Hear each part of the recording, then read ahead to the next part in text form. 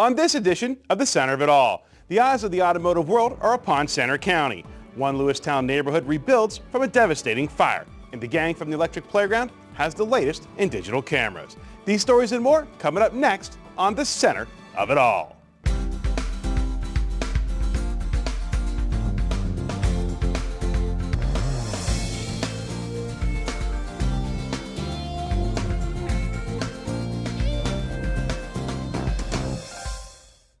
Welcome to the Center of It All. Today's top story, the eyes of the automotive world are focused on Center Hall this weekend as that rare 1969 Shelby Cobra goes to auction.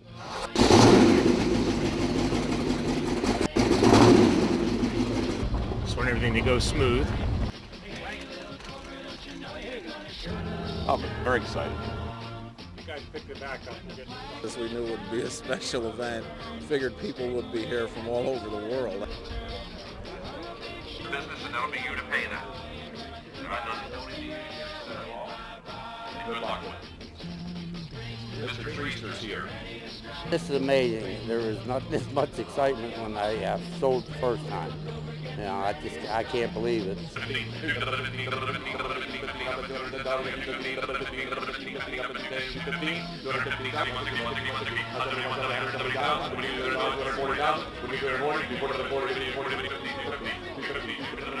Yep.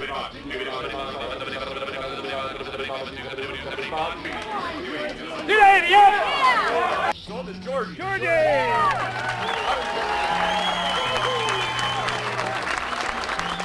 It's bittersweet for me.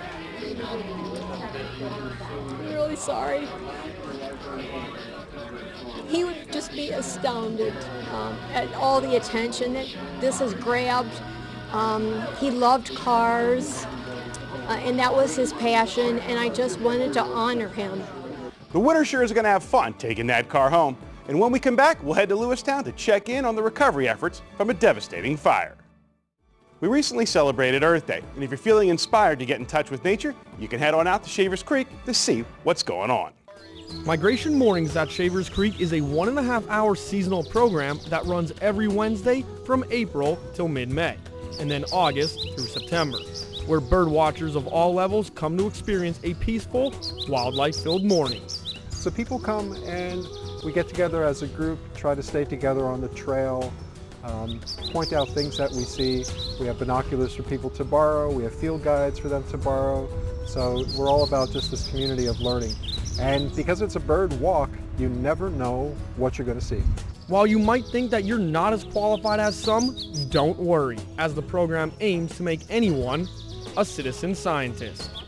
We're here learning as a learning community, so it's not just I'm the bird expert, let's go for a walk with me, but rather we all bring our own experiences and let's sort of share this together. There's a lot of citizen science efforts throughout the country and even the world that allow people to pay attention to what's in their backyard or a local park and to report sightings of everything from butterflies to birds to weather conditions to stream quality, you know, all those things that you don't have to have a science background to be a citizen science. As for what watchers get out of the mornings, a chance to escape the daily grind.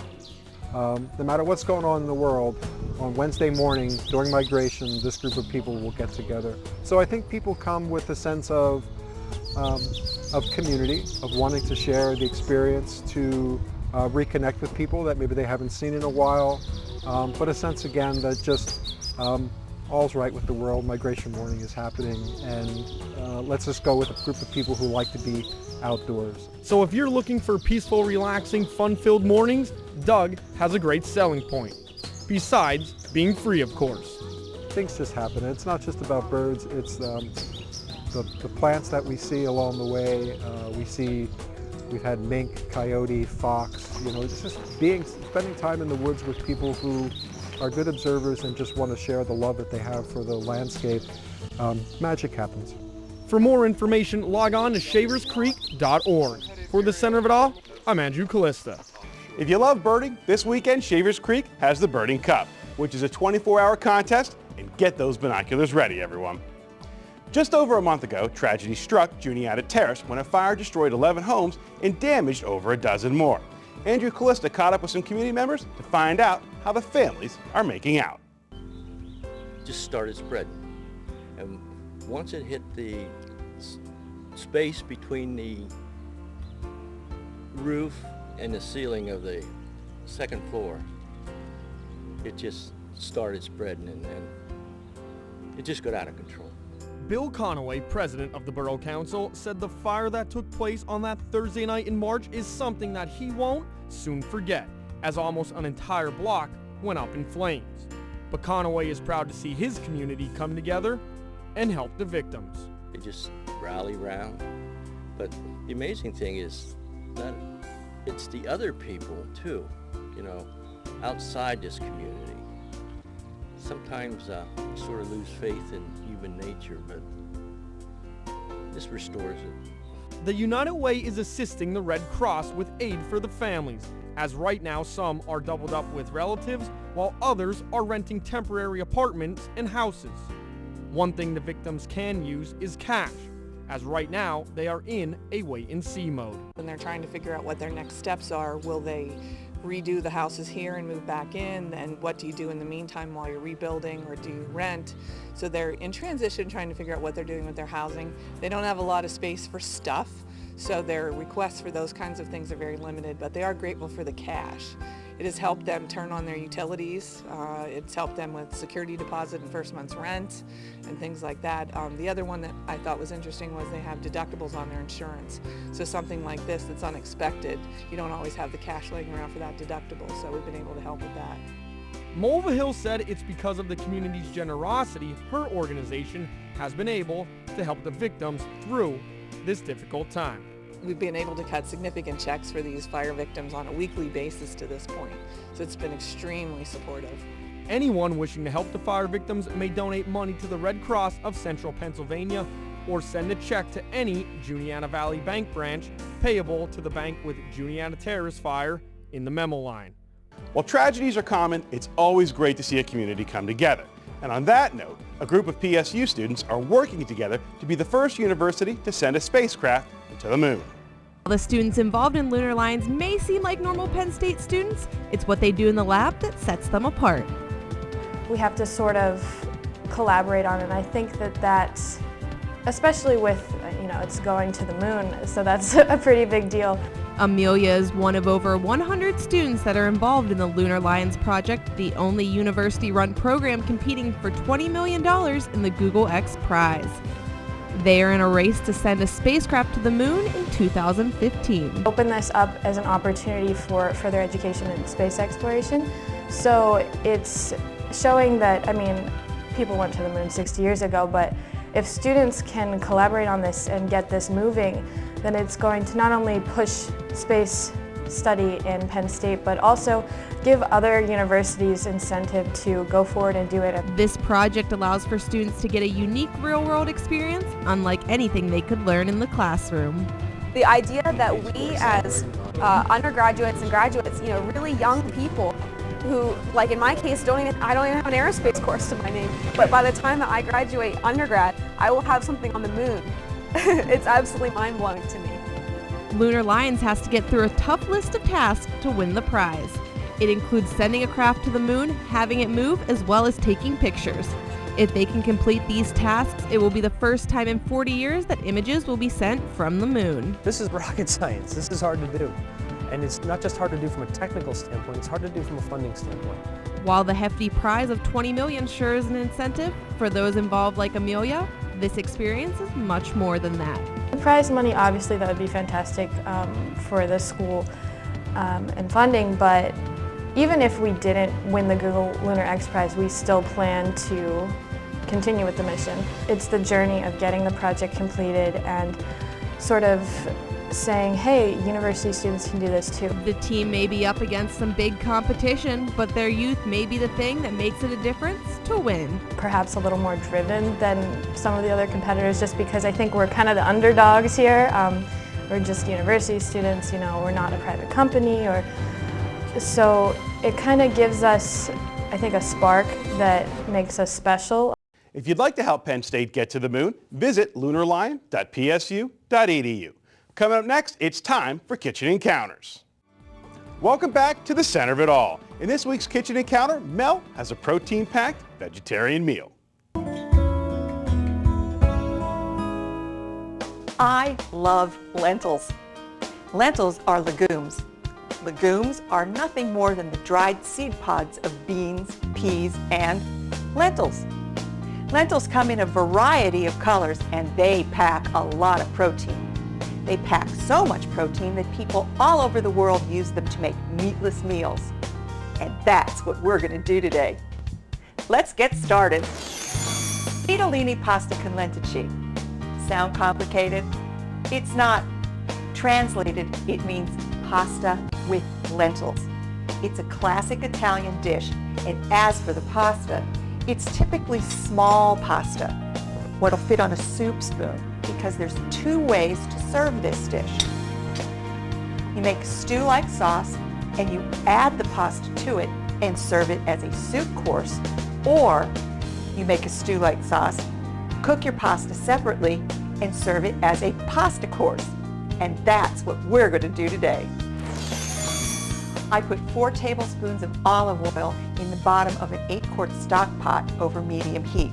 I'm going to add some garlic powder, some red pepper flakes, and some salt, but not too much salt, because when we toss this dish all together, the Parmigiano Reggiano is going to give it its own salt. I'm going to add a generous cup of diced onions, about a cup of carrots, and about a half a cup of celery.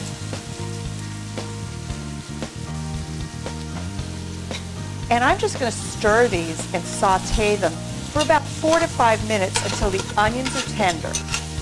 And then we'll add our liquids.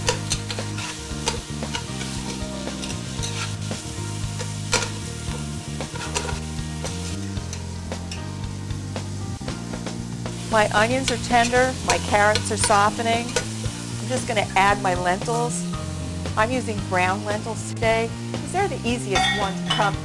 Sorry. They're the easiest ones to find in the grocery store, but you can use any color you want. So they're stirred in, coated in the olive oil. I'm going to throw in 2 bay leaves, 3 cups of chicken stock. Feel free to use vegetable stock if you really want to make this dish vegetarian. And 4 cups of crushed tomatoes, and I hand crushed these in a bowl. They started out as whole tomatoes. I'm going to increase my heat and bring this to a simmer, and then I'm going to cover the pot and I'm going to let this simmer gently for an hour and a half until the lentils are cooked through and they've absorbed a lot of the liquid.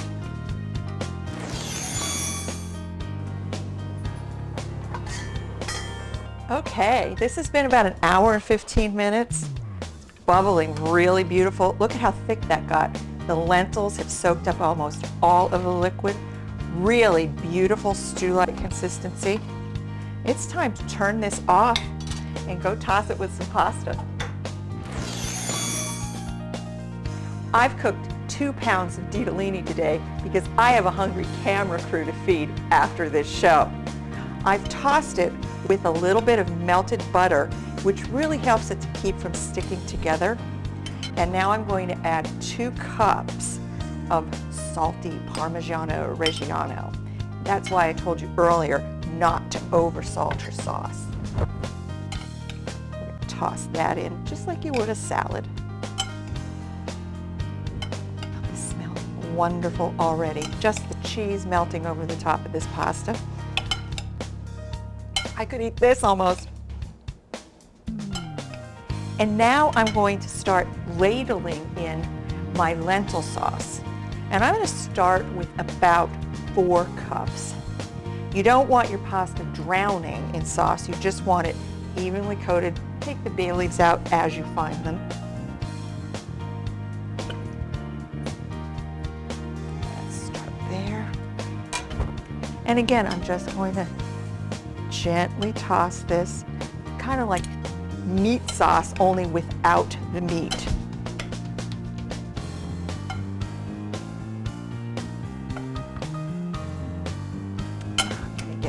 1/4 scoop. The other thing you can do with this sauce, it freezes fantastic.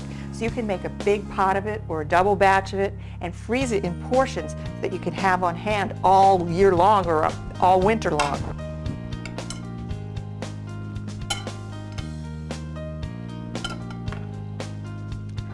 I think that's looking just about perfect. No, maybe not. There's a little bit left there on the bottom that I didn't get quite mixed in.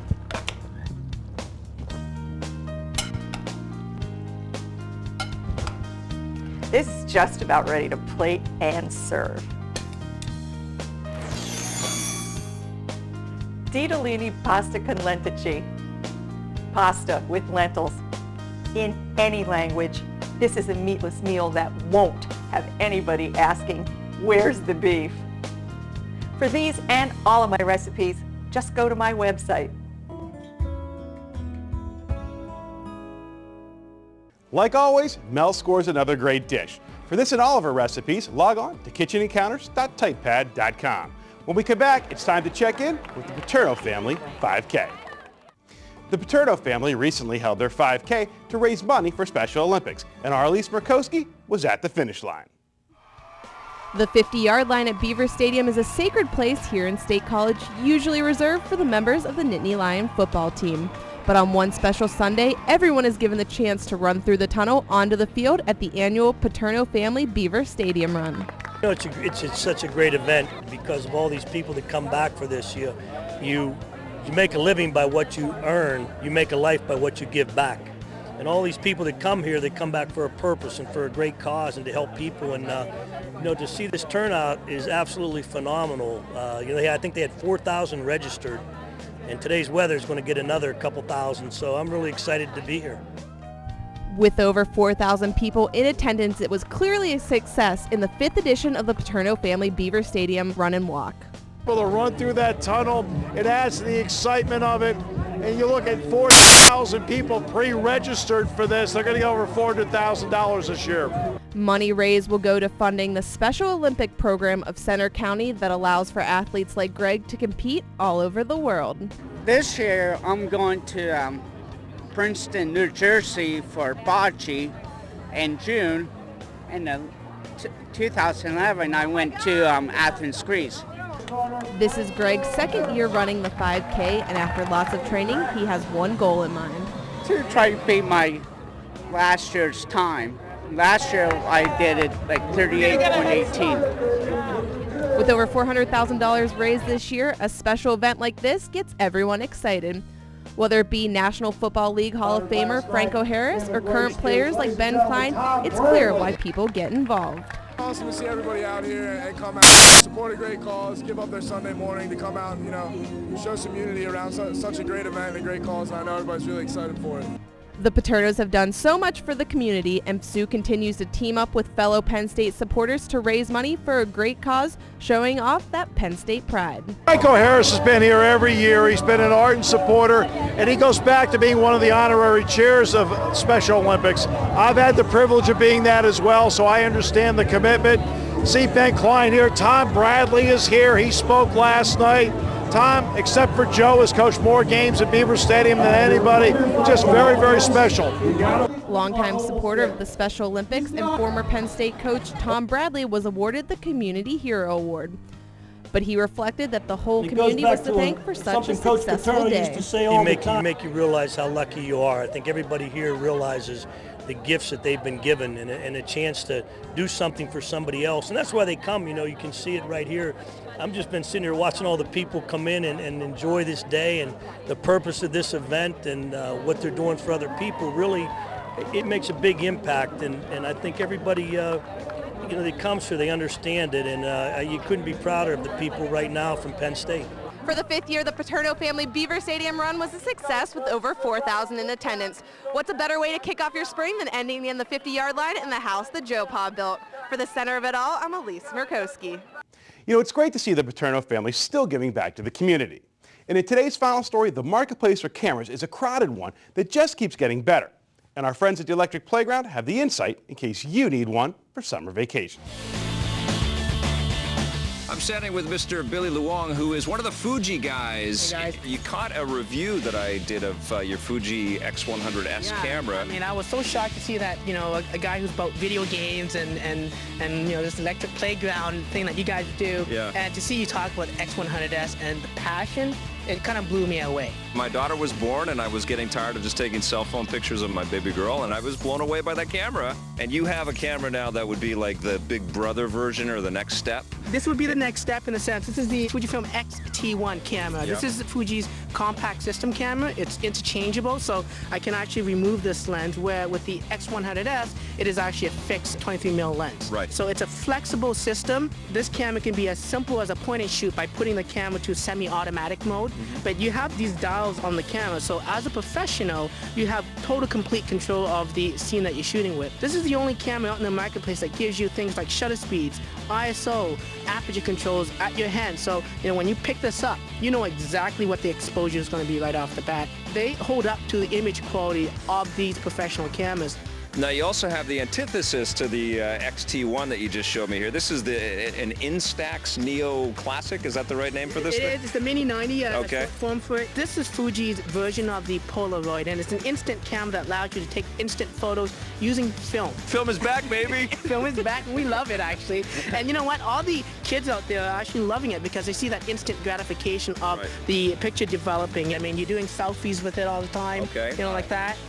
And the great thing about this is that it's actually unique. Yeah. Because every photo you take, there is never a duplicate ever again because it's film. I mean, this camera is cool in essence, but it does have some creative abilities. You can do double exposures where I can take two shots and merge them as one. It becomes very, very creative. There's even the ability to do long exposures. Yeah, and it is kind of interesting, too, this current cultural connection to pictures that look like they were created in the 70s and 80s and 60s. It's like it was kind of perfected a long time ago, and we're trying to reclaim a little bit of that stuff using digital technology in a way, right? Yeah, I mean, you know, Instagram brought back that idea of having that nice little, you know, retro-looking photos. And our cameras actually offer those type of features that you can do these retro effects where you got these vignetting happening, you got these toy camera effects, and even the ability to do like isolated colors where I can just pull one particular color from the scene and make everything else monochrome, black and white. So yeah, absolutely, this fad is not really a fad. I think it's definitely here to stay with digital cameras. Throwback technology. Don't you wish you were still in the 70s and 80s? And that's all the time we have for today, but don't forget to check us out on social media. Have a great day, everyone.